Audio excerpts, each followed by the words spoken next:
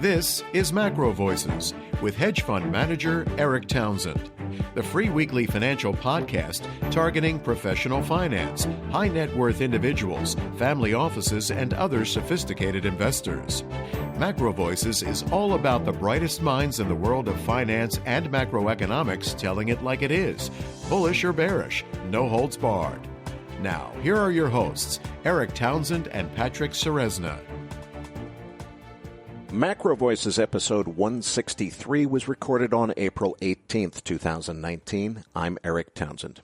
Alhambra Investments Chief Investment Officer Jeff Snider joins me as this week's feature interview guest. We'll be taking a fresh look at the offshore Eurodollar system and discussing what it means to global U.S. dollar liquidity and why Jeff thinks the dollar rally is set to continue considerably higher from where it is now. I feel obliged to disclose that due to a personal family emergency, I personally have been mostly out of touch with the markets this week, and therefore won't have as much depth and perspective to offer as usual on this week's market action. Accordingly, we'll have an abbreviated market wrap this week, and then dive right into the feature interview with Jeff Snider, which I think you're really going to enjoy. And I'm Patrick Ceresna. Now, Erik, let's jump right into the S&P 500. We're still pinned more or less around 2,900 here. What's your thinking? Well, Patrick, in terms of big picture, I think there's three scenarios that could play out, and it's going to be very important from a technical standpoint. They each have very different meaning in terms of future expectations. We'll know within a month or so that one of three things has happened. Either we get a failed rally short of the previous highs, and we get a significant reversal in direction downside, let's say below 2,800. We know that the turn is in. It didn't make it as high as the previous high. That would be the most bearish signal that we would receive. The next bearish signal would be if we got a retest approximately even within 10 or 15 points on either side of the previous all-time high for a double top pattern. That's not nearly as bearish. That actually potentially could be a reversal, but it could also very easily just be the market simply bumping its head on that previous all-time high resistance level and eventually breaking out to a new all-time high. And then, of course, the third signal would be if we break through that resistance quickly, go directly to new all-time highs, and the market gains momentum to the upside at that point. So those are the three scenarios, big picture, that we need to look for. Now, as much as my personal fundamental view is this thing should have been over already, in fact, I'm surprised that it got this high. If I look at the tape, Patrick, if I look at the chart, if it's gone this far, I don't really see any reason for it not to keep going further. Market action looked a little bit fishy, almost looked like a futures ramp into the cash open on Wednesday, and maybe a failed one on Thursday. The action just before, reversals that happen right around the market open always raise an eyebrow for me. But frankly, if that was going to be the beginning, Wednesday's sudden reversal of some massive sell-off, we didn't see the follow-through. We're bouncing back today. So I don't see any reason looking at the tape that we're not headed back toward all-time highs, even as much as that is at odds with my fundamental view, which says it should have been over long ago. Well, when I look at that S&P 500 and I see at the last few days of March when we had that big launch higher in the S&P, it built a lot of momentum. But really, if you kind of look at the last 10 trading sessions, even though they've been somewhat in the upwards trajectory, the S&P is struggling to gain any further momentum. It's very exhausted. This rally has lasted now almost 4 months. And so really, to me, we're long overdue for a throwback. What I'm going to be curious about is whether or not that throwback steamrolls or begins to become a liquidity event that could drive a very, very sharp drop. But at minimum, we need the market to pause here. I think that overhead resistance, at least on the first go, has a very good chance of rejecting the first go around. Doesn't mean that we can't still have a break to higher high, but I think that the juice in the market is running pretty low here. Anyway, let's move on to the dollar. What's your thinking here on the U.S. dollar? Is this breakout going to be for real? I sure hope so. It's past time as far as I'm concerned. We've been flirting with resistance around 97, and we broke through it today, at least on an intraday level. Will that be sustained? We're taping the show a bit early today, folks, because of travel schedules, so we're only got the 2 p.m. news, and it'll be interesting to see what happens. What I'm really looking for, though, is the daily close above 97.50. That's where I would really get bullish and say, okay, the breakout is upon us. We're moving out of this consolidation range.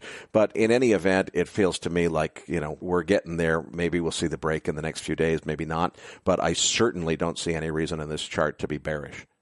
I couldn't agree more. What's interesting to me, though, is that we've spent 6 months pretty much consolidating sideways in the dollar, and it's just so painful and boring to be talking about the dollar just in that same range. But what's amazing is if you go back and look through the last couple decades of charts, whenever we've had these periods where a currency consolidates for like a half a year to a year in a range, when the breakout finally occurs, it usually ushers in an extraordinary move. And we have not yet broken out. But what I'm pretty confident in that when we finally get some new trend in motion, it's likely to be a big one. So this is why I'm watching this very closely to see whether this really develops into something bigger. Anyway, let's move on to crude oil, because finally we seem to have hit a overhead resistance level. For the last week, we've been more or less range bound with this kind of in the $64 range on oil. What's your thinking here? Well, it felt like the market was really starting to top out and, as you say, reach an exhaustion level. Then yesterday we had a 1.4 million barrel drawdown on crude oil inventory. That helped to, as a bullish signal, not a hugely bullish signal, but it is a bullish signal. It helped to recover prices a bit. We are still technically in an uptrend. We're above the short-term moving averages, at least early on Thursday afternoon, and we'll see what happens. I want to say, it's feeling like this market's tired. Maybe we're topping out. But if I look at the pattern in the chart for the last few months, and our regular listeners certainly remember me getting this wrong a few times, there have been a few what to me looked like bear traps. It really looked like the market was rolling over. We got at least an intraday, and in a couple of cases we got closing prints below the 13-day moving average and the 5 and the 8-day moving average. When you're below all three of those, oftentimes that's a trend reversal, and if you're going to follow the trend, it's time to sell. And sure enough, it recovered within a couple of days. So we've had a few of those traps. I'm not going to chase this one until I'm really sure that I see a signal that is confirmed, but I feel like the bullish arguments are wearing thin. It's very much, though, dependent on the equity market, Patrick. If we see a substantial move to the downside, it's because I think economic conditions are deteriorating and the market is going to perceive that. Right now, so far, stock market, as you say, it's feeling tired, but it has not rolled over yet. Right. No, and that's certainly the case with oil. One of the interesting things for me, at least where crude oil is right here, is that when you look at the huge drop we had at the late part of 2018, and when we had Art Berman on the show and we were talking about all of these levels, just the fact that it was a big fundamental repricing of oil. If this entire rally in oil was just retracing an incredibly oversold oil price, then this is a level where it should run out of steam and peter out. I mean, if oil kept ripping here back to $70 to $75 on the upside, to me, that would really be an indication that the entire prior drop was just not supposed to have happened in the first place. I mean, it's crazy to me that in like a 6-month span, we wipe out 50% of the value in oil and then suddenly rally 100% off of the low in the subsequent 4 or 5 months. Like, it's crazy to me seeing this price action. That's why it's going to be very curious what happens here. Anyway, let's move on to gold. What's your thinking here on gold? Well, in the past, I've pointed out when gold had surprised me by being strong even in the face of dollar strength. But Patrick, what we're seeing this week is the weakness in gold came before the strength in the dollar showed up. So it feels a little bit like the tail wagging the dog with gold moving before the dollar moved, but it didn't really accelerate to the downside.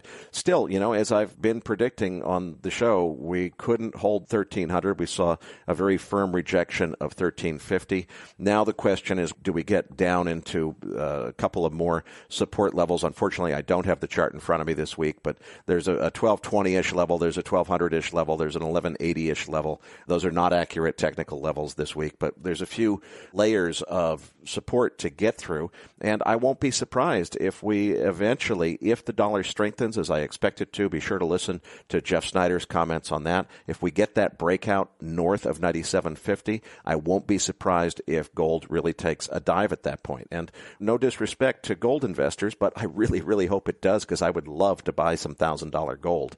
I think it's a bargain down there. For now, I'm going to wait and see.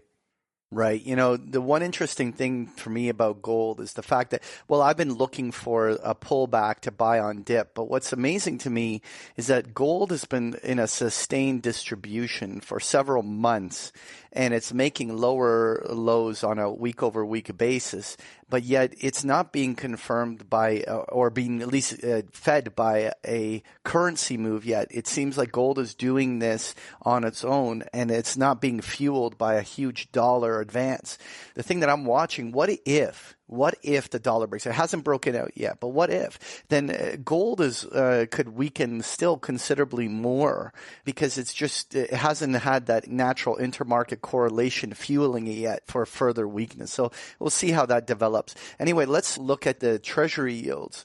Now, the Treasury yields are hovering around just over 2.5% here. I mean, we hit 2.35 down before there in late March, and since has been retracing that huge drop.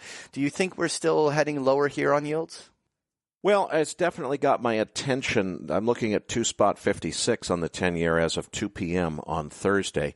I think last week we were at 2.49 or something, so notably back higher. Now, what I've emphasized so strongly is, look, we're getting opposite signals from stocks and bonds. They can't both be right, and more often than not, the bond market ends up being proven wrong. Now, for the moment, it appears that the bond market is retreating and following stocks, and perhaps it was the bond market that had it wrong in the short term. I think eventually, though, that the bond market and the stock market are both going to figure out that we really do have deteriorating conditions, and I think it will mean lower yields. So I look at this as a pretty good buy the dip opportunity if your view is toward lower bond yields, higher bond prices. I just wonder if it's quite over yet, because as I look at the S&P tape, as much as I want to agree with your sort of losing momentum, running out of steam view, it so much jibes with my fundamental view. But I've been caught thinking that this tape was done and still seeing more upside. And I think if we get a couple of little news events, a few Trump tweets that supposedly everything's better with China, maybe we'll get back to 260 on the Treasury yield. That's a buy for me. And maybe that takes us to a final high on the stock market. Be very interesting to see if it's above or below the previous high. This week's feature interview guest is Alhambra Investment CIO Jeff Snider. Now, Eric, why did we invite Jeff back as this week's featured interview guest? Well, this one is kind of a special one for me, folks, and I hope you'll enjoy this interview as much as I did. Our longtime listeners will remember that a couple of years ago, Jeff and I produced a series. It was actually 2 seasons worth of Eurodollar University, about 8 hours of podcast audio going deep on the history and chronological background of the global Eurodollar system. Now, the feedback was really interesting, Patrick. We had a small percentage of the audience tell us, oh my goodness, this is just the most amazing content I've ever encountered anywhere. That was some really, really advanced, mostly finance professionals who really just couldn't believe the depth that Jeff gets to. Frankly, the rest of the audience, and to some extent myself included, had the reaction of, boy, I definitely get it that this guy's smart, but frankly, I'm not exactly sure why this is important to me or what the point is, and it's all very complicated. Now, at the time, Patrick, I just wanted to let Jeff do his thing, and I never would have pushed back. Jeff actually approached me in Vancouver at our MacroVoices live event. He said, Eric, you're the only guy who it seems like nobody understands me. When I do an interview with you, people seem to get it. I'm really asking for your help here. Is there anything we can do to make this more understandable? And it's interesting. I'm almost intimidated by how intelligent Jeff is, but I realized he just needs help organizing his material. And he asked me very directly, he said, look, I did it chronologically because I didn't know how to organize the material. And I said, wow, okay, we need to start with why do I care about this? What's important? Why is this even interesting? And then focus on the significance to investors in terms of how they understand the system. So we did this for the first time at Harvard Business School a couple of weeks ago, and we're going to repeat that same presentation in today's interview. I'm really going to ask our longtime listeners particularly, what we're trying to do here is I'm trying to help Jeff reorganize his Eurodollar University message to make it a little more understandable so everybody understands the significance of what it is and what it's about.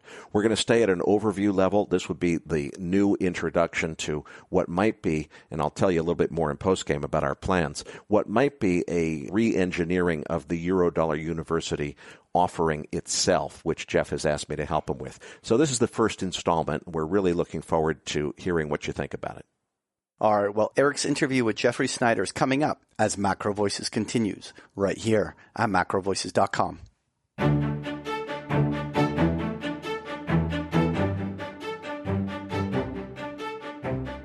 And now, with this week's special guest, here's hedge fund manager Erik Townsend. Joining me now is Alhambra Investments Chief Investment Officer Jeff Snider. Jeff, thanks so much for joining us on the program. It's great to have you back. Thanks, Erik. Always a pleasure to be back with you. Listeners, we've got a real treat for you. As many of you know, Jeff and I did a series called Eurodollar University, which was a chronological introduction to the Eurodollar system. We got from our most astute listeners who really dug into the material a lot of really positive feedback that it was some of the best content that we'd ever done. But we also got a little bit of feedback from people who just said, look, I can tell that Jeff's a really smart guy, but this was a little over my head, and I'm not really sure what the heck he's talking about. So what we've been trying to do, Jeff approached me about this in Vancouver, and we've been working together to try to recraft Eurodollar University, not from a chronological standpoint, but more from a topical organization perspective. So, Jeff, I want to start with what I think are some of your biggest and most bold contentions and ask you to address them in today's interview. We've been taught that the way the international monetary system works is the U.S. dollar is the center of the whole thing. It's the world's reserve currency. And that means the U.S. dollar is used for international trade settlement, and as central bank reserve assets are denominated primarily in U.S. dollars. And that puts the dollar at the center of the whole system. And what most people assume is that means the Federal Reserve, the U.S. central bank, is in charge of the whole system. They're the ones that oversee and regulate it. And everything that goes on with respect to the creation of U.S. dollar money supply is regulated and managed and overseen by the U.S. Federal Reserve. You make some really bold contentions, Jeff. You would argue that really the U.S. dollar is not the global reserve currency, that the Eurodollar system, which allows international banks operating outside the supervision of the Federal Reserve to create U.S. dollar currency, that is the real reserve currency. And you contend that the Fed itself doesn't really fully understand how the system works. You think that very powerful international bankers have one up on the Fed, and they are actually in control of creating U.S. dollar money supply on international markets through this Eurodollar system. You contend that there is massive amounts of U.S. dollar money supply being created outside of the banking system, and therefore outside of oversight and regulation by the Federal Reserve. So, Jeff, as we get into this, you have prepared a fantastic slide deck that will guide our listeners through this discussion. Listeners, I strongly encourage you to download the slide deck. You can find the link in your Research Roundup email. If you're not registered for Research Roundup yet, just go to our homepage at MacroVoices.com. Look for the red button that says Looking for the Downloads next to Jeff's picture on the homepage. Jeff, referring to the slide deck, what the heck are you talking about here when you say that the U.S. dollar is not the global reserve currency, but the Eurodollar system is actually the world's global reserve currency? Well, let's start on slide 2 and go over, the basic overview of the things we're contending and what is widely perceived by most people. As you noted, Erik, or as you said before, you're taught basically from Economics 101, even before then, that the central bank is central. And what it is in the center of is a money multiplier, deposit-based banking system. Underlying that system is a traditional reserve pyramid, which fills out the liquidity function for it. Not only that, we're also taught that individual economies are mostly closed systems. There's very little linkages between, say, the U.S. economy and foreign economies overseas and between other economies and each other. And that the Bretton Woods gold exchange system ended in August of 1971 when President Nixon closed the gold window. And that is what ushered in this age of the U.S. dollar as sole reserve currency. British pound sterling had already faded into the background by then. But when we look at the data and analyze a lot of the things, the history, the way things work in the modern age, especially in the 21st century, what we find instead is this credit-based offshore system that is reserveless, currency-less forms of ledger money. The liquidity function for it is dominated by what are wholesale interbank markets of dynamic bank liabilities. Because of this system, the economy globally is intricately linked. These aren't closed systems with small links between them. And that what replaced gold exchange in 1971, or actually had begun to replace gold exchange under Bretton Woods long before 1971, was this Eurodollar system. Now, if we go over to slide 3, from the very beginning, this Eurodollar thing has been misunderstood and misconceived. By 1969, the market was already huge, and practically nobody knew anything about it. It was economist Milton Friedman who, in 1969, wrote a very detailed essay about the Eurodollar system, and he begins that essay by relating the story of how what he called one high official of an international financial organization couldn't come up with any legitimate answer for it. What Friedman would go on to show was how Eurodollars were served by their own money multiplier, discussion you and I, Eric, had during Eurodollar University, that it was more or less a contained system. And so the net result for a given domestic money supply in dollars, there would be an increase in global money supply, or Eurodollars, that was predicated solely on banking factors. Now, there was some regulation, myriad of incentives for why the banking system globally would turn in this direction, including some regulations, things like Regulation Q that was left over from the Great Depression, no longer really suitable for the domestic system as it headed toward the great inflation. There were capital controls that were imposed throughout the 1960s, ironically, to try and rescue what was left of the Bretton Woods system, or to solve what was called Triffin's paradox. In other words, there was a tremendous number of incentives throughout the 50s and 60s that favored this system increasingly going offshore. If we go to slide 4, it was William Clark of the London Times who coined the term Eurodollar in 1960, but the first international economist, or Paul Einzig was called the Dean of Writers of International Finance. He was the first one to really write about it in any kind of widespread fashion. And what he said was he stumbled upon this Eurodollar system almost by accident in October of 1959. And when he told some bankers that he was going to write about it, they emphatically asked him, hey, don't do this. They didn't want any kind of public scrutiny or official remarks, anything to interfere with this offshore dollar system as it was becoming a major thing. We don't really know where the Eurodollar came from. This is under the radar, clandestine system that started somewhere around the mid-50s. There's all sorts of origin stories for it, whether it was Soviet or Eastern Bloc countries who became increasingly wary of holding their dollar balances in American banks, fearing political confiscation. So they started holding more dollars in European banks. There's a story of a company called Midlands Bank, which is a British mercantile bank, which began experimenting with dollar forwards and what really was a very primitive form of cross-currency basis swap arbitrage. There was the entire British mercantile system that before the middle of the 1950s had financed global trade under the sterling bloc, and by the Suez crisis decided that they would switch more and more to dollar settlement. However this Eurodollar system began, what emerged were these dollar money centers in Zurich, Munich, Montreal, Tokyo, and most of all London. If we go to slide 5, what we see is that it wasn't until 1964 until anyone in any kind of official capacity finally got around to investigating this thing, even though it was almost a decade old by then. But Bank for International Settlements finally published the first study on the subject of Eurodollars. Now, U.S. officials were preoccupied by Triffin's paradox, and so they were unable to really appreciate what this Eurodollar system represented.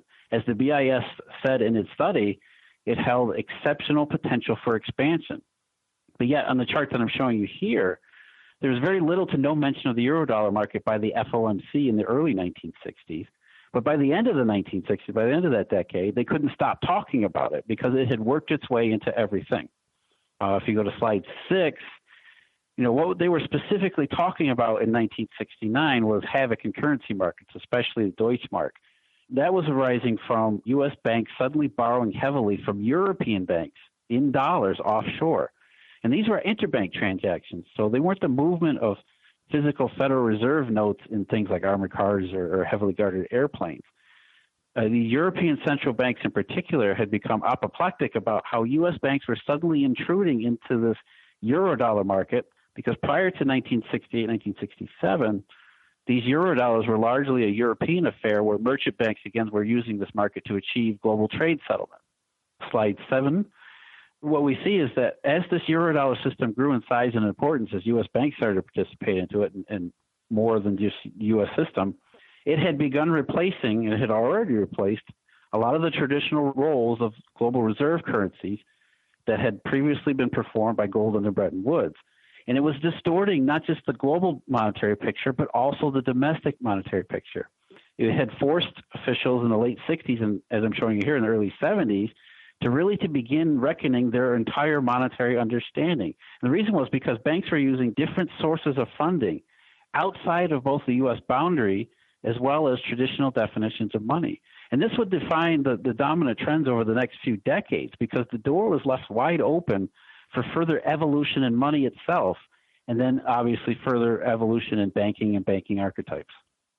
Okay, so to summarize, what this story is really all about is the party line that the U.S. government believes itself and would like the rest of the world to believe is, look, the Federal Reserve is in charge of the U.S. dollar. It's the U.S., it's our dollar. We're in charge of that currency.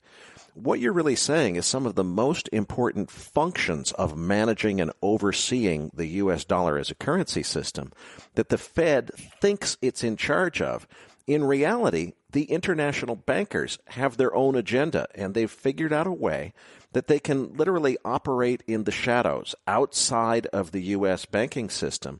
But by creating these liabilities, these essentially paper obligations on balance sheets that are on banks outside of U.S. regulators' view, they have the ability to manipulate the system, create money supply, do things that only the central bank is supposed to be allowed to do. And you're saying that they literally, it's almost a conspiracy. They're asking people not to write about it, not to tell about it. And this is not some crackpot conspiracy theory. You've got people like Milton Friedman and Paul Einsick, very highly respected people in finance that no one questions the credibility of, who are attesting that this was actually going on as long ago as the 1960s, that these international bankers are kind of running the U.S. dollar money supply, almost running their own monetary policy over the U.S. dollar supply globally by operating in the shadows outside of the U.S. banking system. Now, before we go on, Jeff, I want to clarify something, because if I were just to look up the definition of Eurodollar on Wikipedia, all it says is a U.S. dollar that's on deposit somewhere outside of the U.S. So I go to an ATM in New York City, I withdraw $100, I hop on a plane to London, I use that $100 to open a dollar-denominated checking account in London. And, of course, dollar-denominated bank accounts are very common in other countries outside of the United States. That's a Eurodollar. Clearly, you're not talking about that. You're talking about something much bigger and much more interesting. So how specifically are you defining this word Eurodollar for our purposes today? Yeah, you're right, Eric. We need to be very careful here and emphasize repeatedly that our use of the term Eurodollar is much, much broader than the standard definition, the one that you found on Wikipedia. You know, a Eurodollar, as you said, used to be an account convertible into physical U.S. dollars that were on deposit outside the United States.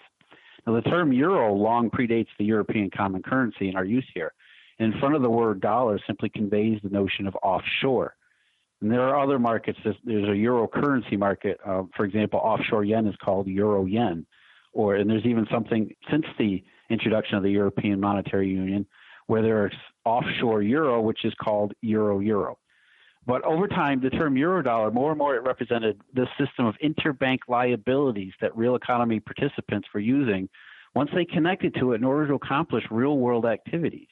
As I'm showing here on slide 8, Stephen Goldfeld, who was a Princeton University economist in 1976, he wrote this paper where he set out to find missing money, what he called missing money, because he had realized how banks and their customers had come to create and utilize different monetary forms to accomplish real-world transactions. These are things like repurchase agreements, repo markets, along with these Eurodollar liabilities. The money wasn't missing. It was these liabilities and wholesale funding techniques that just didn't fall under official definitions. So there is no real Eurodollar. It's not a thing like there is a dollar bill. It is a system of financing and accomplishing monetary and financial ends that was just very different from how it had ever been done in the past.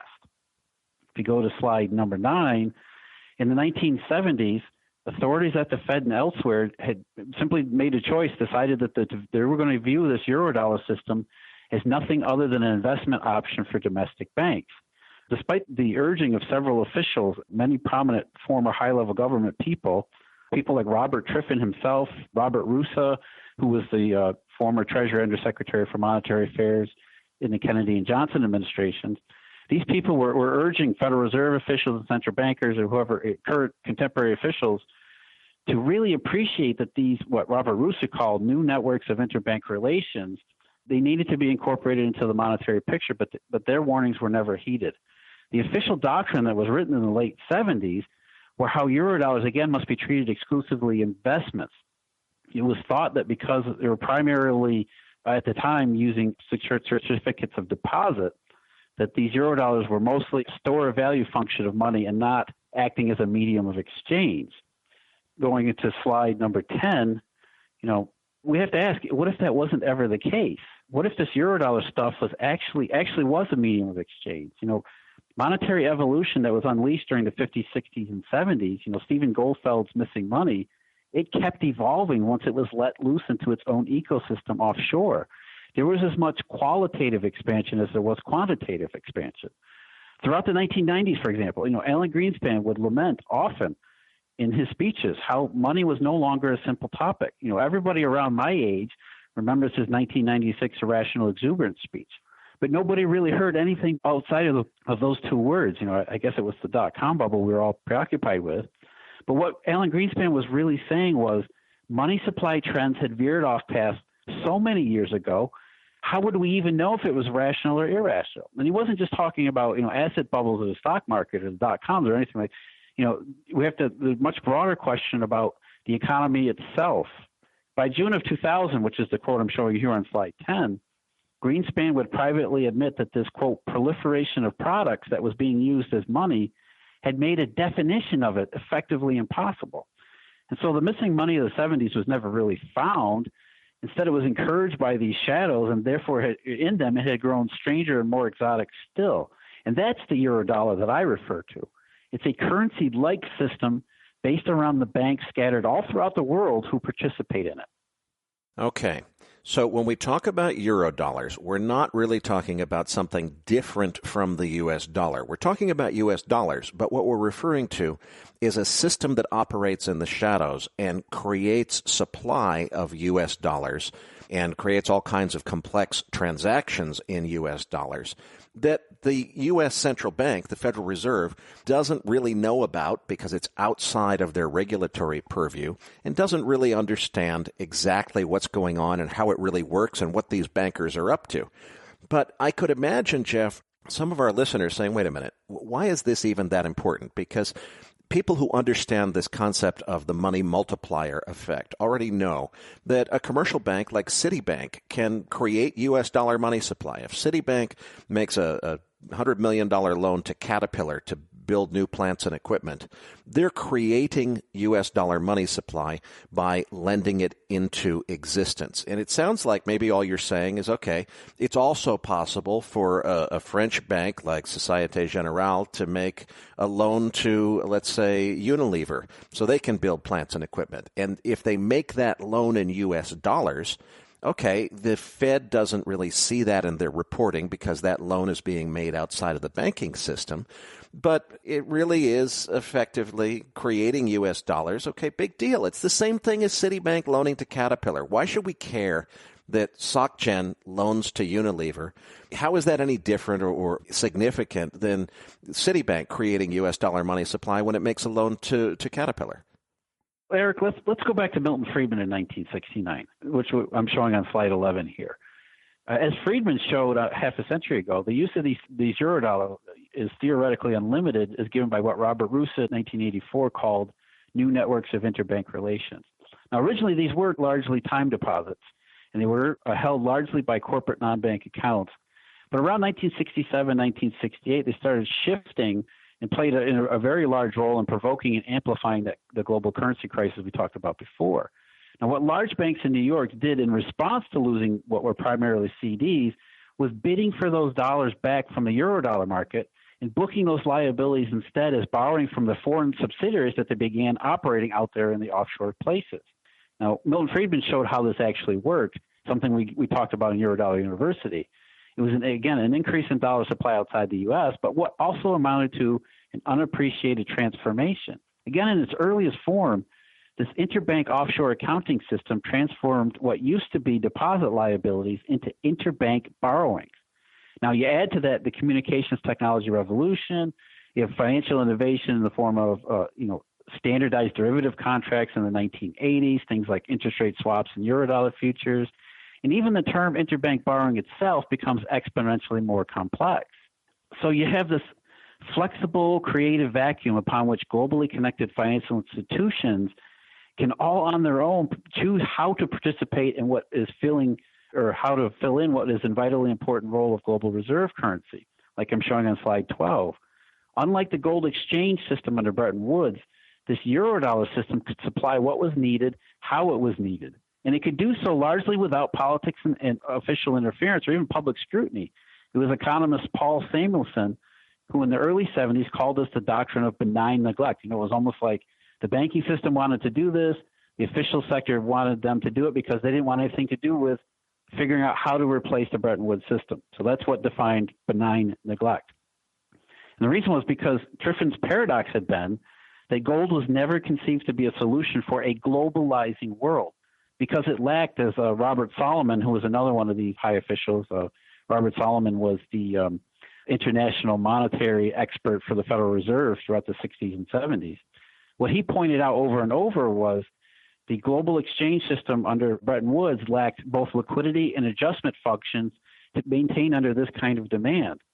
So what all Bretton Woods had going for it was only confidence that U.S. dollars were backed by gold, but even that was more and more challenged throughout the 1960s, again, Triffin's paradox. What the Eurodollar offered was liquidity and adjustment to demand, but paired in denomination with U.S. dollars, it also gave it the confidence that the shadow money would easily supply financing for a globalizing world. So, Eric, slide 13, we're not talking about Citibank creating a loan for Caterpillar to build something in Illinois or whatever. We're really talking about, for example, Deutsche Bank creating U.S. dollar liabilities by offering currency swaps on a market in Hong Kong, which HSBC then relends to Mitsubishi in Tokyo, that then get repoed out to the Agricultural Bank of China so that some Chinese corporate can purchase raw materials on global markets. Not only do we have to be aware of all of the liabilities in that chain in terms of risk and potential bottlenecks, and these are liquidity and monetary risk, we also have to understand and appreciate what that does to the local system where that output comes out. Okay, now we're getting somewhere. So when we talk about these Eurodollar transactions, we're not just talking, when we say that they create U.S. dollar money supply, we're not just talking about a commercial bank making a loan, like SocGen making a loan to Unilever to buy plants and equipment. We're talking about major international capital flows between countries, which potentially have geopolitical ramifications and so forth. Presumably, if we were talking about U.S. banks making loans to China to Japan and so forth. Presumably, people in the U.S. government would want to be involved in that process and deciding whether or not it is in the U.S. national interest for U.S. banks to be making loans to, China to Japan and so forth. You're saying that effectively the U.S. dollar, although it's regulated by the Federal Reserve, it's only regulated by the Federal Reserve in the United States.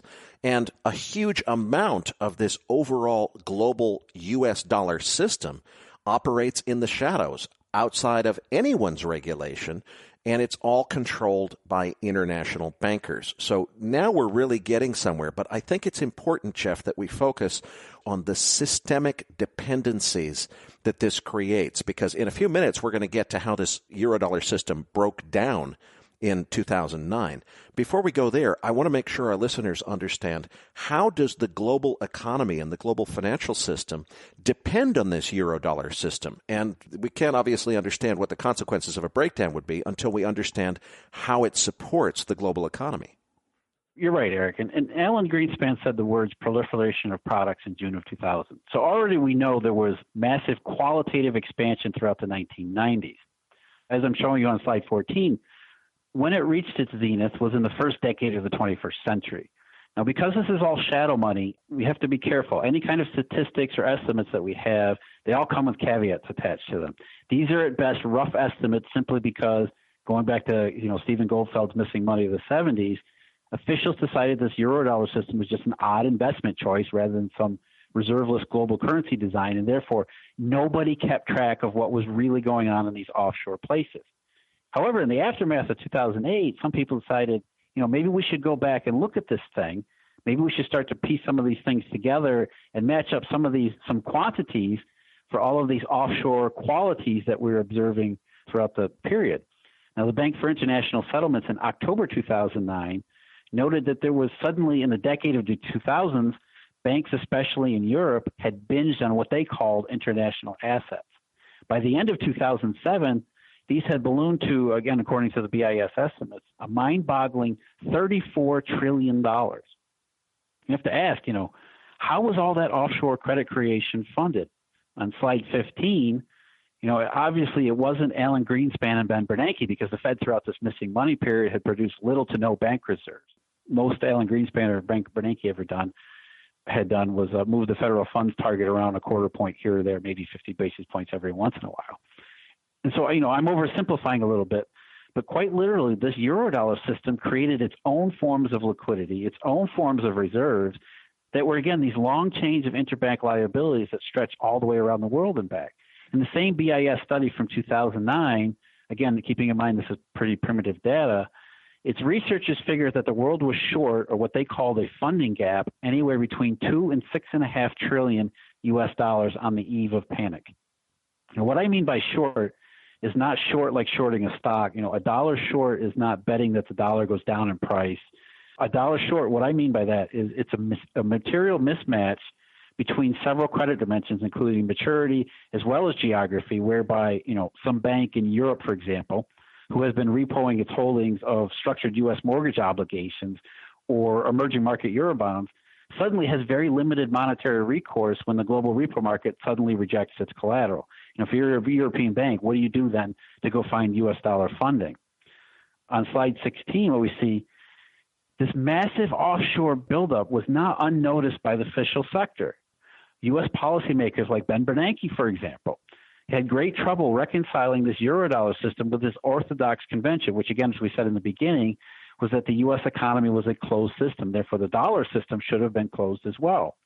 In 2005, what Bernanke would propose was what he called a global savings glut. In other words, from his perspective, he saw that there was something going on out there in the world, and it was distorting the U.S. dollar system, including what seemed to be a perpetual bid for U.S. government bonds, U.S. treasuries, including GSE paper. But to Bernanke, this all had to be global savings because his convention left him no other option than, for example, foreign baby boomers suddenly getting ready for their retirement by increasing their savings and allocating their savings to U.S. dollar assets for non-specified, unknown reasons. But, we flip to slide 17, Well, you see that, that's really not what had been going on during the time. Again, noting the BIS study, that there's no way this was a global savings system. Especially after 1995, the Eurodollar system really hit its stride. It was the marriage of all its defining characteristics, which could then spread unfettered all over the world. And in fact, it was welcomed by most people because what they saw were only the benefits of globalization. The growth in the whole worldwide economy, emerging market economic miracles, and global trade, which seemed to be at the center of it. And all of it seemed to enhance all of these economic systems as they were becoming more closely tied together by this global monetary arrangement. Now, the Eurodollar system had, in fact, just overdone it, which is one thing that you and I, Eric, spent a lot of time discussing in Eurodollar University. Even as the crude BIS numbers suggest, it got way out of hand. Okay, so the essence of all this, everybody understands that the most important currency system in the entire universe on the planet is the U.S. dollar. Most people assume that, well, since the U.S. dollar comes from the U.S., most of the really big transactions, the international capital flows in dollars, those must all originate in the U.S. because that's where the system is headquartered. What you're saying is, no, it doesn't work that way. The bankers are a little bit smarter than that. The bankers have figured out that if they originate major transactions in the U.S., they're under regulatory scrutiny in the U.S., but they actually have the ability to create these massive loans and structured products and swaps and all kinds of elaborate derivatives in the shadows outside of the U.S. banking system where they're essentially unregulated and can get away with doing whatever they want. And you're saying that they do these things to the point that they literally don't want anybody to know about it. And we've got people as credible as Paul Einzig and Milton Friedman coming out and saying, hey, I try to find out about this stuff, and the bankers ask me not to write about it because they're trying to keep it secret. So we've got an entire global economy, which the bankers are running in the shadows, be outside of the view of regulators. Now, as we discussed in Eurodollar University Season 2, so Jeff, you're saying that the entire system broke down August 9th, 2007, almost without explanation. And what I think is even more important is almost everybody assumes that the catalyst that got the whole great financial crisis going was subprime mortgages. You think it's not really subprime mortgages. Maybe that was a catalyst that kind of got things rolling. But you think the real problem was the breakdown of the offshore Eurodollar system, which nobody's talking about. You think that was the primary cause of the great financial crisis. So you're actually saying not only is there this sort of clandestine Eurodollar system that the bankers are running in the shadows outside of regulation, but the breakdown of that system you think is the real cause of the great financial crisis. Certainly the Financial Crisis Inquiry Committee, they didn't conclude, hey, this is all about Eurodollars. What are you talking about? How did it break down? Did it really cause or contribute to the great financial crisis? And is it fixed now, or is it still broken? Yeah, well, Eric, I think that's a good place to start. Let's start with a conventional explanation for the panic of 2008. Slide 18 here. Everybody has heard. The official government response was that it was a bunch of greedy Wall Street bankers who were taking on ridiculously absurd risks in the form of these subprime mortgages. As you mentioned, the FCIC, which was the official government report, they interviewed something like 700 witnesses. They examined millions upon millions of documents. And the majority's lengthy final report that they published in 2010 mentions the word Lehman 556 times, which is something that you would expect given the way things had unfolded. The name Bear Stearns is in there in 218 instances, for example. And it also says the word subprime 784 times. So, yeah, I think they were trying to emphasize something in their report. But yet, as I'm showing here on slide 18, even Ben Bernanke had to testify before that very commission that something else was going on. For all the focus on subprime, it wasn't subprime which actually imperiled Lehman Brothers or Bear Stearns or AIG or any of the somehow nationalized banks that were scattered all throughout Europe and elsewhere, not just Europe. On slide 19, the minority dissent from the FCIC report doesn't begin very strongly either. But, setting politics aside, at least the dissenters note that this wasn't an American failure alone. however you want to call it, the great financial crisis, whatever, it might more aptly be renamed the great global monetary crisis, because there were variations in financial systems all across the globe, some of which didn't rely on securitization and therefore weren't heavily exposed to U.S. subprime mortgages at all. But more than that, these were large, complex financial firms that had failed or nearly failed in many different countries around the world. As Bernanke said, subprime didn't do that. Now, it didn't apparently dawn on anybody in the FCIC to ask why during the worst of that period, as I'm showing here on slide 20, why was the Federal Reserve's largest contributions to the system's lacking rescue in the form of U.S. dollar swaps with foreign central banks? During 2008, the Fed's balance sheet swelled not because of specific bailouts or domestic liquidity auctions. By far, the most that was added was through these foreign currency swaps. Now, ask yourself, why was it that the U.S. Central Bank had been handing out, more than $500 billion in U.S. dollar funding to overseas entities during the worst part of the worst banking panic in 4 generations? Now, the better question approaches it from the other side.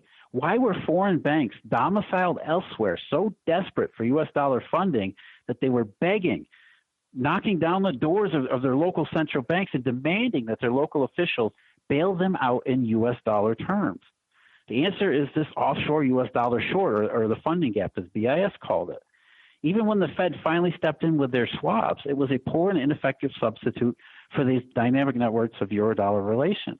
Ironically, I think that's why there's so much focus on subprime mortgages, because it's much easier to understand, especially for the public to understand, and blame greedy Wall Street bankers than it is to get into these deep and overwhelming shadows. Now, Eric, slide 21, you and I spent a lot of time in Eurodollar University going over the panic itself. We talked about it at length, how it was multidimensional, how we could observe its cross-border nature. So we'll just briefly summarize what went on here. Beginning on August 9th, LIBOR and federal funds uncharacteristically jumped. On August 10th, we saw why. LIBOR went higher while federal funds plunged below the target. And for much of the crisis, that's the way it stayed, especially during the worst parts of it. Higher LIBOR rates were signaling offshore U.S. dollar distress, while federal funds that was often considered below the Fed's target was telling us that banks were hoarding liquidity in domestic terms. Milton Friedman's 1969 interbank pathways had broken down starting on August 9th. Slide 22, the other parts of the Eurodollar system, this wholesale system, they followed in much the same pattern, much the same way. ABS commercial paper, we spent a lot of time on that at Eurodollar University. It was one of the primary innovations of this Eurodollar system, and is also therefore one of the primary points of contagion as it spread across the globe. It utterly collapsed in the wake of August 9th, and nothing the Federal Reserve did, which would include, reducing the federal funds rate.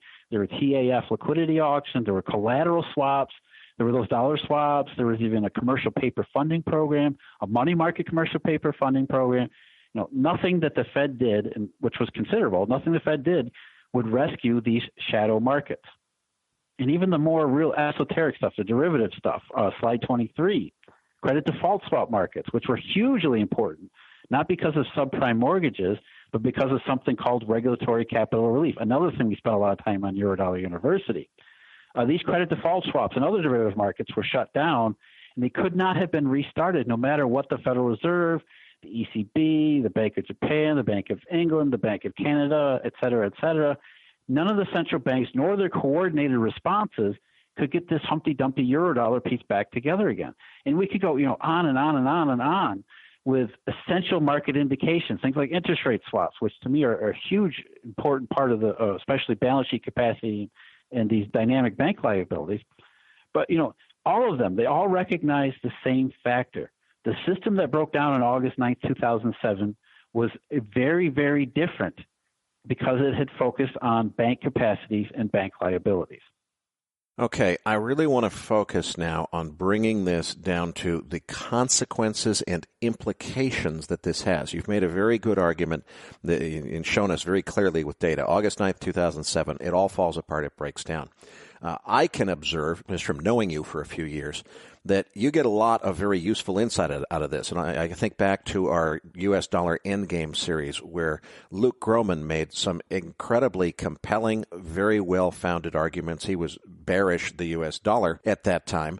And you actually agreed with a lot of his structural arguments about where the U.S. was headed, but you had a bullish view in the U.S. dollar because of your understanding of this Eurodollar system and the dollar short that exists. And needless to say, that the dollar index was in the 80s when we taped that. It's in the high 90s now. So you've been proven right. And I know Luke Gromen even is tactically bullish at this point on the U.S. dollar. So you've got the ability to translate this understanding that you have of the Eurodollar system into practical, tradable themes. So what are the consequences and implications as we look forward? You know, it's still broken, as you've described it. What are the consequences and implications of that, and how does it play out in markets, and what do investors need to be thinking about as a result of that understanding? If we go back, 2008, if it was about subprime mortgages, then everything is forgiven and forgotten. The world doesn't have a subprime mortgage problem anymore. And it's probably never going to have a subprime mortgage problem again, certainly not in our lifetimes. But if 2008 was instead a Eurodollar panic, a global monetary system panic, then perhaps money still lurking in the shadows might still be a problem, even 10 plus years later.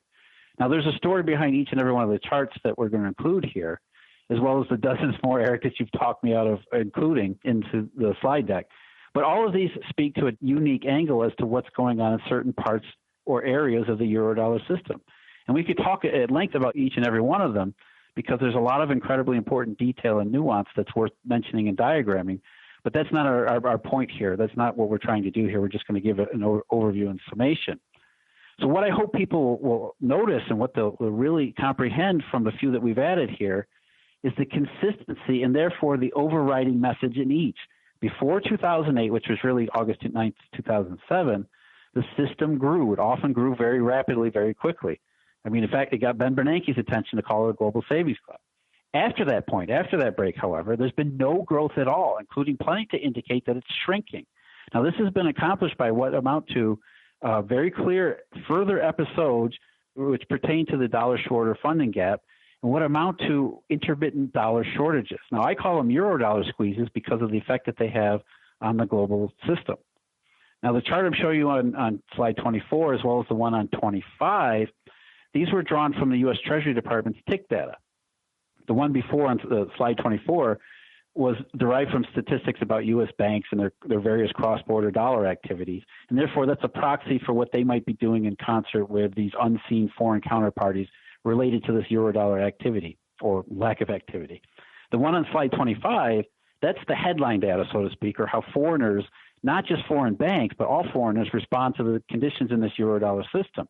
Now, as you might imagine, given a dollar shortage and a predetermined funding gap, if you can sell U.S. dollar assets in lieu of Eurodollar-based funding, that's what you do. So unsurprisingly, foreigners tend to sell a whole lot of U.S. dollar assets during these periods of global financial strain, or what I call these Eurodollar squeezes.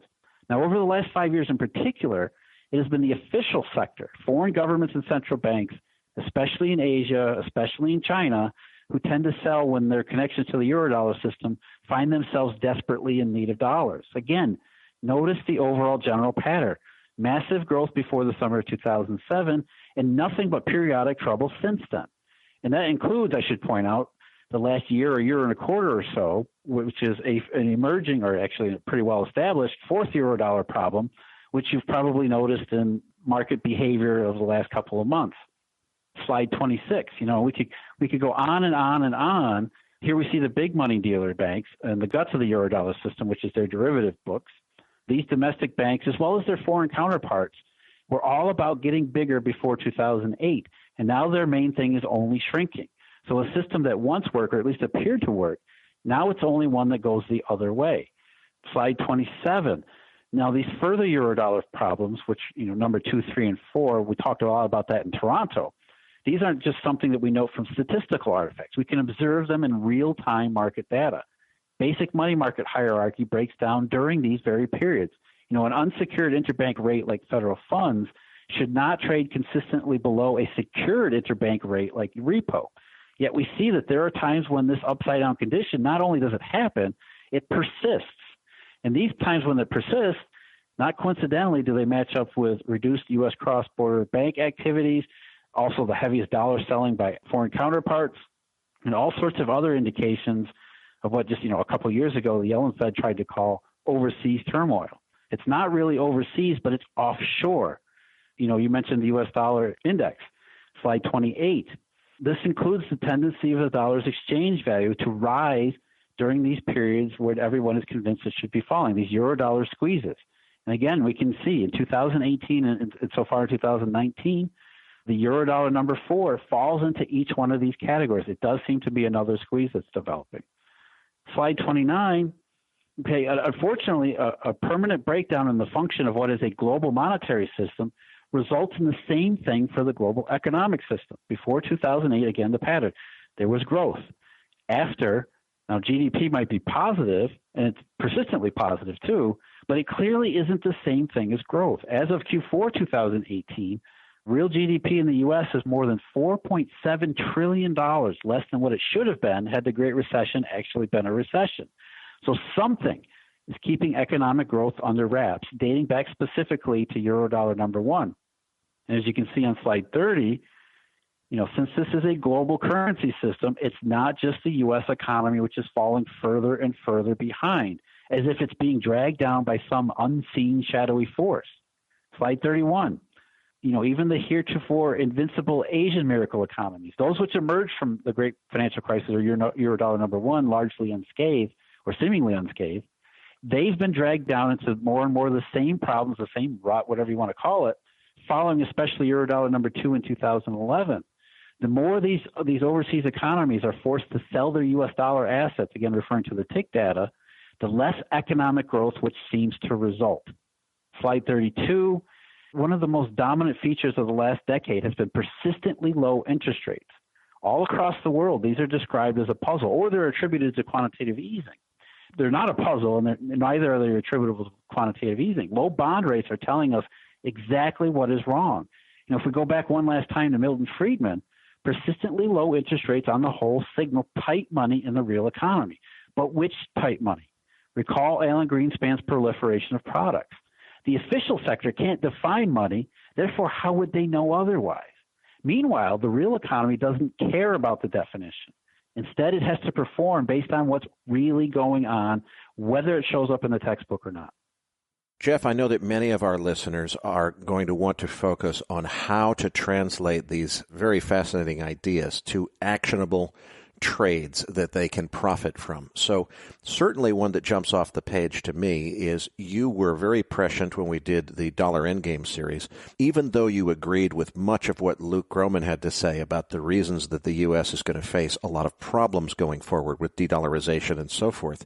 You still, being informed by an understanding of this Eurodollar system, understood these Eurodollar squeezes that occur, and you still felt very bullish on the U.S. dollar relative to other currencies. You've been proven right in that. So you just mentioned a few minutes ago, and I'm sure many of our listeners noticed it, that another number 4 Eurodollar squeeze has begun in the last couple of months. Is that likely to continue from what you're seeing? And am I correct to assume that that means dollar should outperform other currencies? Dollar index should move up? It's time to be long dollar index futures if you're inclined to speculate on such things. And how long do you think it would last? Is there a price target? And what are the factors that might cause it to reverse?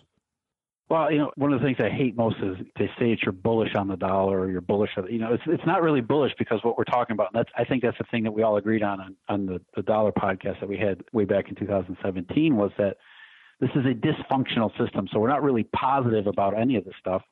And so the rising dollar value during these Eurodollar squeezes is another negative indication. So it's not really something that you're bullish about, except that it happens to work out into higher exchange value of the U.S. dollar against various other foreign currencies. The data that I see, I expect that would continue, though, it is hard to say about how much higher the dollar might go. Regardless, what we're seeing is that these squeezes tend to take on multi-year dimensions. These are not short-term things. It's almost like trying to turn around a large ship. Once it gets going in a certain direction, it's going to keep going in that direction. And everything that we've seen from real-time market data to these esoteric cross-border banking statistics, bond rates, economic data from all these various countries. All of it tells us that there's Eurodollar number 4 that's going on right now. And I think it's just now getting started. It's been going on for the last year and a quarter or so already. But again, these are long-term processes that take time to play out. We're just starting to see really the meat of it emerge in a lot of different places. And that creates a lot of different opportunities. But I just hate using the word bullish because bullish connotates, a positive view of something when it's really a negative view of pretty much everything. Okay, so the expectation is for a secular short squeeze in the U.S. dollar to continue to move the U.S. dollar higher against other currencies. If anyone is inclined to trade that by being long the dollar index, what would the risk factors be that they watch for that would tell you, hey, this thing's about to change directions and go the other way? Well, it's not so easy to tell these inflection points, either up or down. In fact, it takes a lot of study of a very broad cross-section, a very deep survey of what you think is going on in this offshore U.S. dollar system.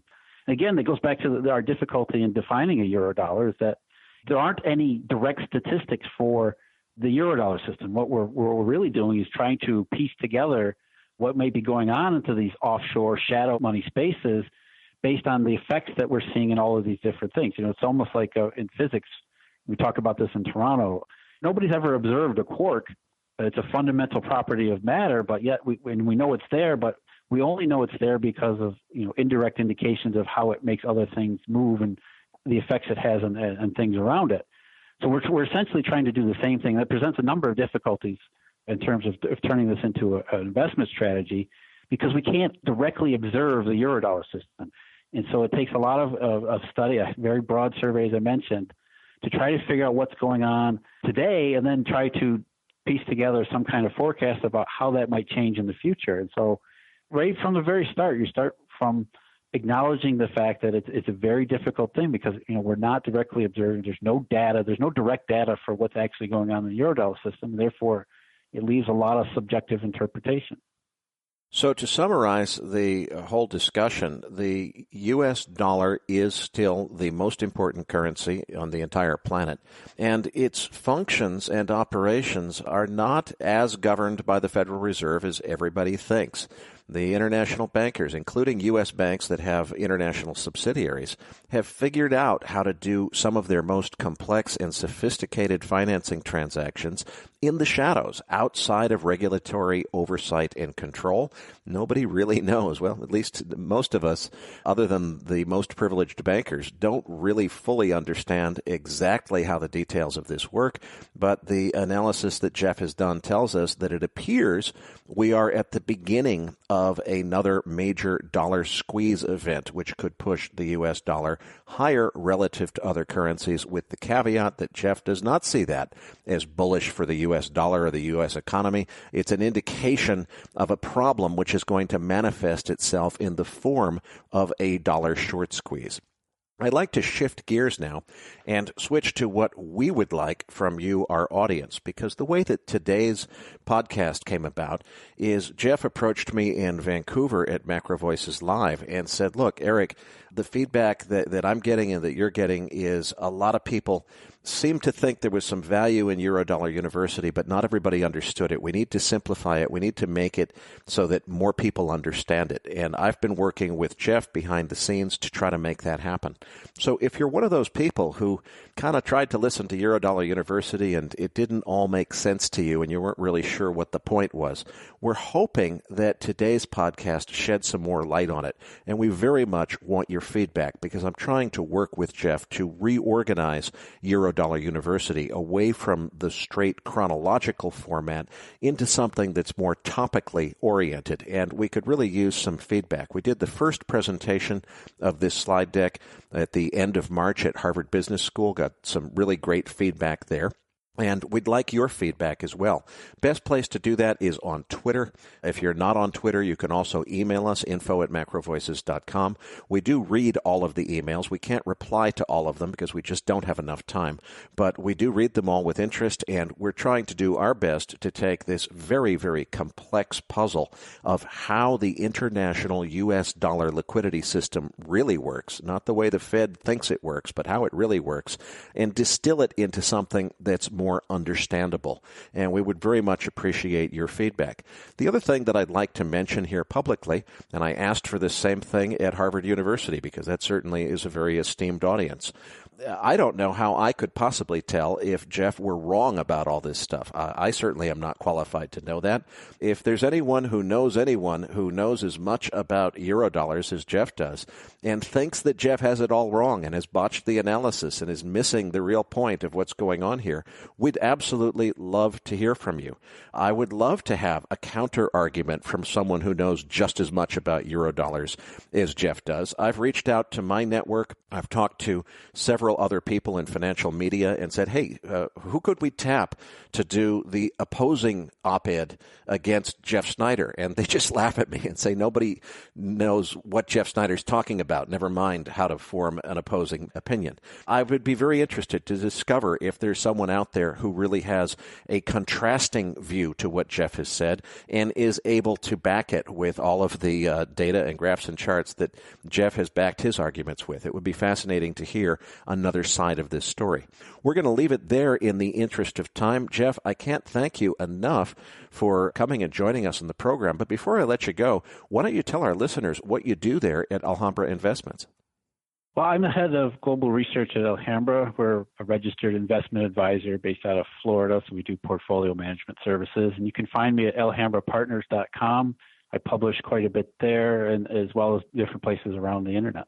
And thank you very much, Eric, for having me and taking the time to try to put this Eurodollar University stuff into better focus and much more accessible terms. Well, it's my pleasure, Jeff, and I really hope that our listeners will give us their feedback and help us to craft a new Eurodollar University, which is a little better organized and hopefully makes this very complex message more understandable to a broader audience, which is what our goal is. We have already gone well beyond our usual time limit, so we're going to leave it there. Patrick Ceresna and I will be back as Macro Voices continues right here at MacroVoices.com.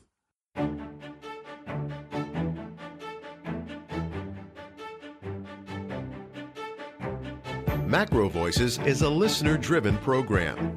Please email requests for specific future interview guests to requests@macrovoices.com.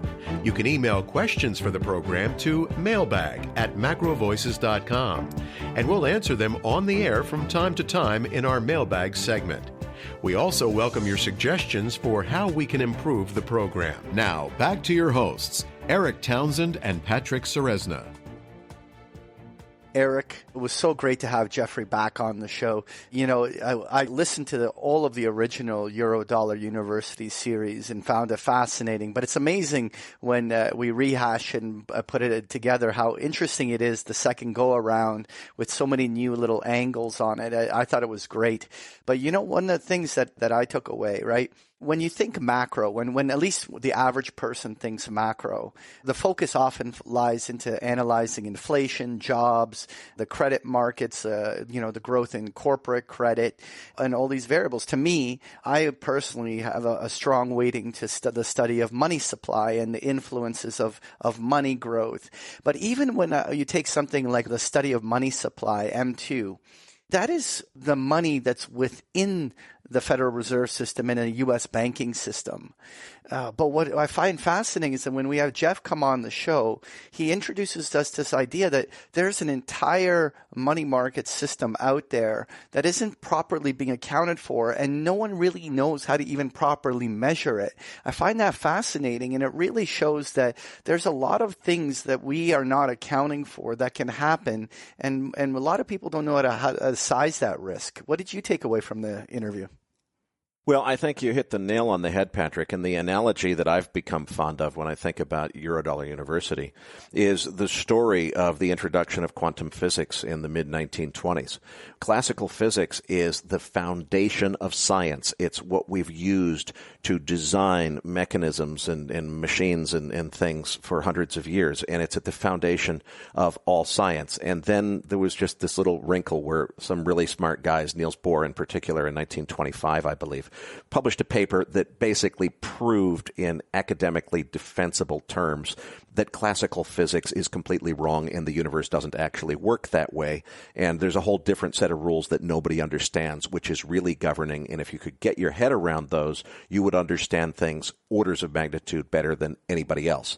And the history, of course, of what's happened since is quantum physics has become this thing that it's sort of the aura. Wow, if you're super smart, you can understand quantum physics, and everybody pretends they do, whether they do or they don't. Most of them don't.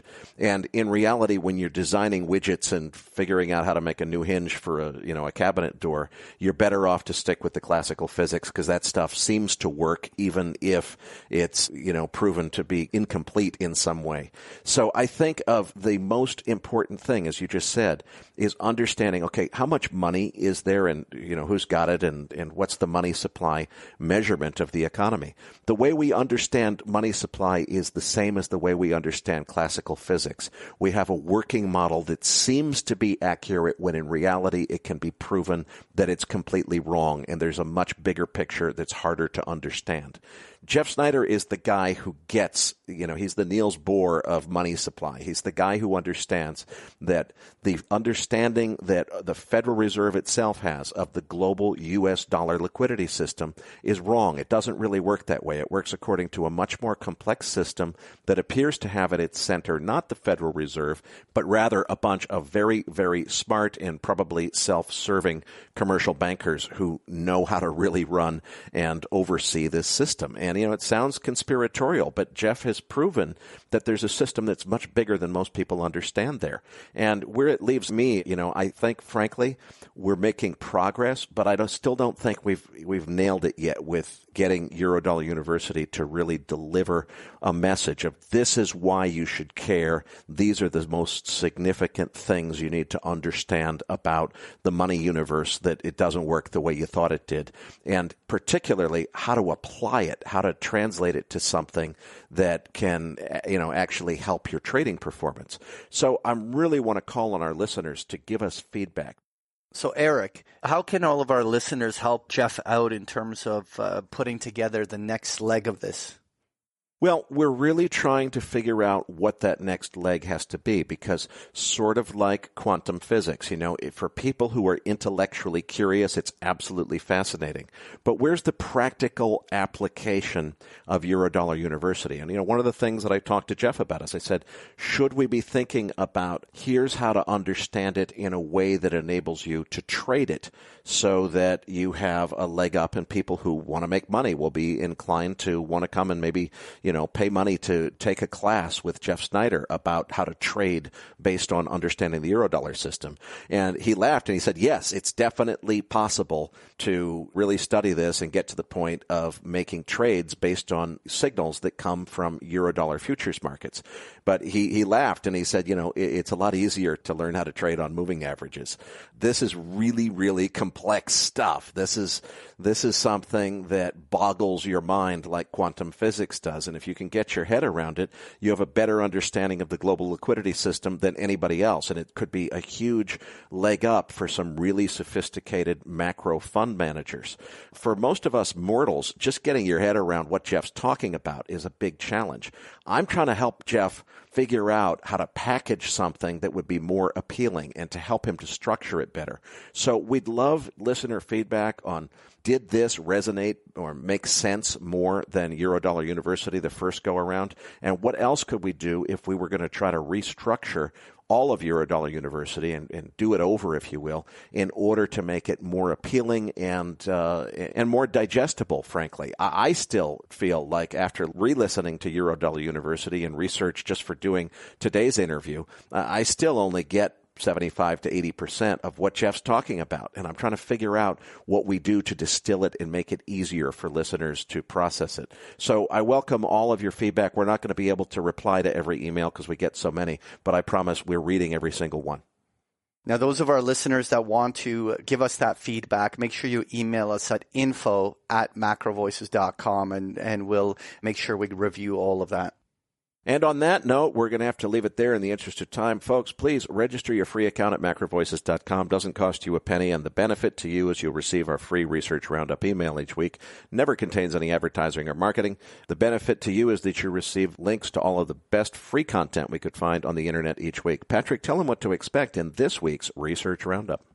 This week, you're going to find the transcript for today's interview, so you can read that while going through Jeffrey Snider's slide deck. There's also an interesting Bloomberg article asking the question, is Spain about to become the next Italy? As well, there's a great video link to Steve Eisman explaining his thesis behind the Canadian bank short. And so you'll find that and so much more in this week's Research Roundup. That does it for this week's episode. We appreciate all the feedback and support we get from our listeners, and we're always looking for suggestions on how we can make the program even better. Now, for those of our listeners that write or blog about the markets and would like to share that content with our listeners, send us an email at researchroundup@macrovoices.com or tag it with the MVRR hashtag on Twitter, and we'll include it in our weekly distributions. If you have not already, follow our main Twitter account at MacroVoices for all the most recent updates and releases. You can also follow Erik on Twitter at Erik S. Townsend, and myself at Patrick Ceresna. On behalf of Erik Townsend and myself, thank you for listening, and we'll see you all next week.